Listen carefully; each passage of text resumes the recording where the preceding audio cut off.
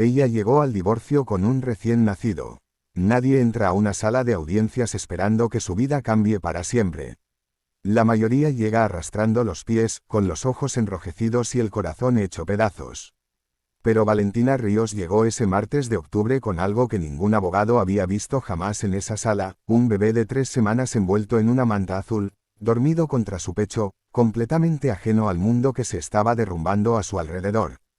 Valentina tenía 29 años, pero ese día parecía cargaba con 50.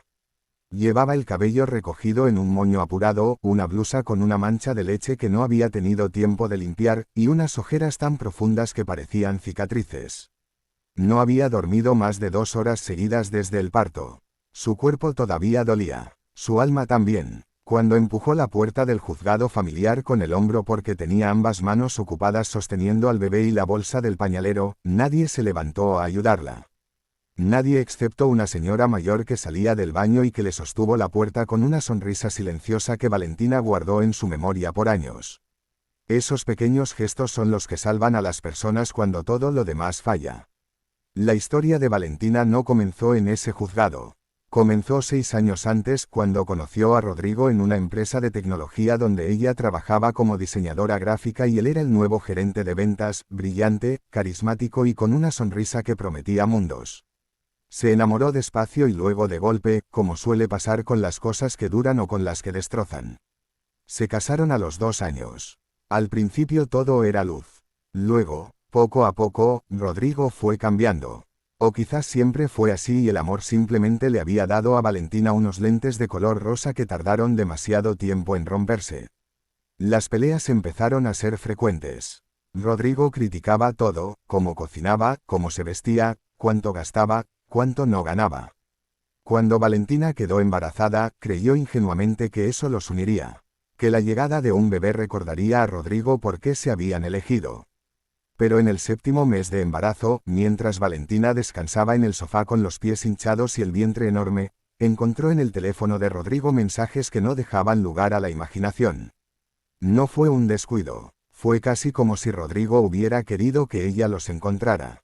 Como si no tuviera el valor de decirlo con palabras y prefiriera que ella lo descubriera sola, embarazada, vulnerable, para que así no pudiera pelear con la misma fuerza. Valentina no lloró ese día. Eso fue lo que más la asustó de sí misma. Se quedó sentada en el sofá durante 1 hora, mirando la pantalla, con una mano sobre su vientre donde el bebé pateaba como si supiera que algo estaba pasando, como si quisiera decirle a su madre que no estaba sola. Finalmente, Valentina puso el teléfono sobre la mesa, fue al cuarto, preparó una maleta, y se fue a casa de su madre. No dijo ni una palabra. 3 semanas después, en medio de la madrugada, con la lluvia golpeando la ventana del cuarto de su infancia, Valentina dio a luz a su hijo. Lo llamó Mateo. Cuando lo pusieron sobre su pecho por primera vez, con esa carita arrugada y los puños apretados como si ya estuviera listo para pelear con el mundo, Valentina sintió algo que no había sentido en años: certeza. No sabía cómo lo haría. No sabía qué pasaría mañana. Pero supo, sin ninguna duda, que ese niño era la razón por la que ella había sobrevivido todo lo anterior. Y así fue como llegó a esa sala del juzgado 3 semanas después, con Mateo dormido contra su corazón y la firma del divorcio esperándola en un papel frío. La sala estaba más llena de lo que esperaba.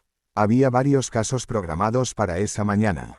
Valentina buscó un asiento al fondo, lejos de todo, lejos de Rodrigo, que llegaría con su abogado y quizás con su nueva acompañante, porque Rodrigo era ese tipo de hombre que nunca llegaba solo a ningún lado cuando podía llegar acompañado para demostrar algo. Fue entonces cuando lo vio. Sentado en la primera fila, con un traje oscuro que valía más que el alquiler de 3 meses de cualquier apartamento, estaba Alejandro Montoya. Lo reconoció de inmediato porque su cara había estado en la portada de las revistas de negocios del país durante los últimos 2 años. Era el CEO de Montoya Tech, una empresa que había fundado desde cero a los 25 años y que ahora valía cientos de millones. Tenía fama de ser brillante, implacable y absolutamente inalcanzable. Y allí estaba, en una sala del juzgado familiar, con una mujer hermosa a su lado que lucía un anillo de compromiso tan grande que Valentina pudo verlo desde el otro lado del pasillo. Valentina no pensó mucho en él.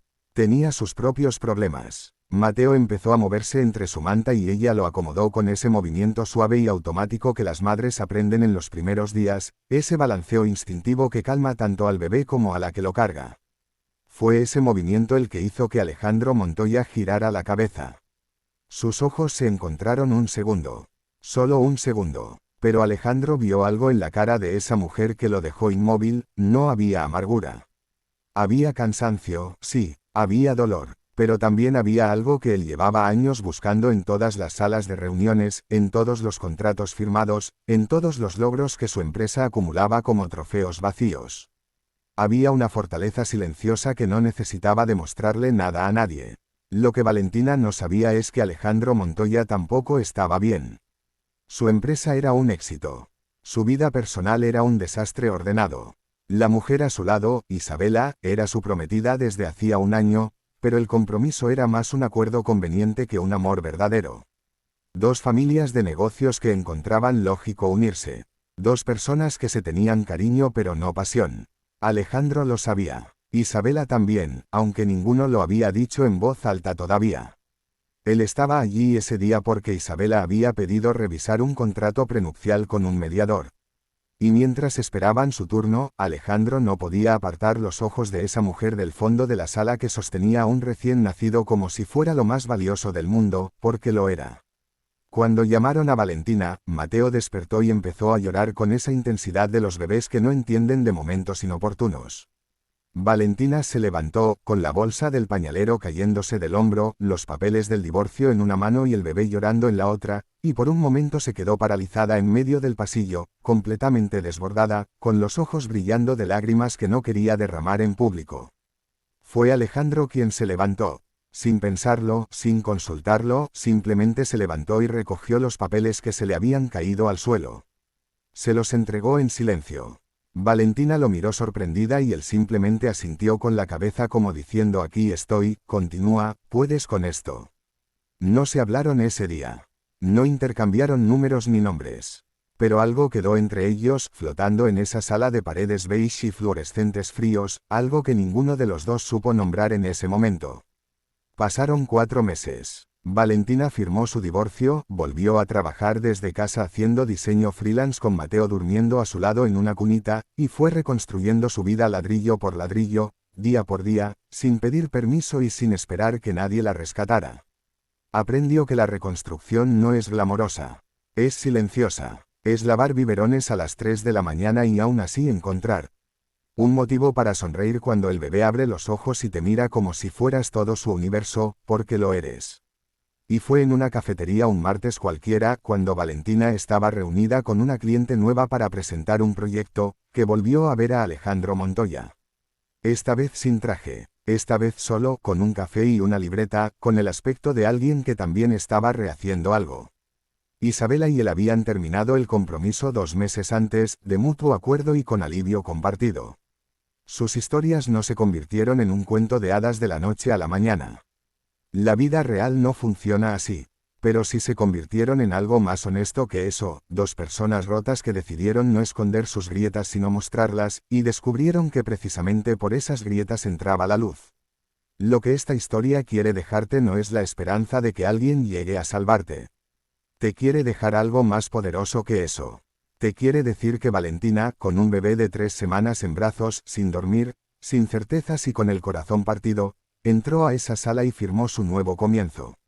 Sola, con miedo, pero de pie, y tú también puedes. Si esta historia tocó algo dentro de ti, si en algún momento sentiste que hablaba de alguien que conoces o de ti mismo, dale like a este vídeo y suscríbete al canal. Cada historia que contamos aquí existe para recordarte que los comienzos más poderosos a veces nacen del dolor más profundo. Nos vemos en el próximo capítulo.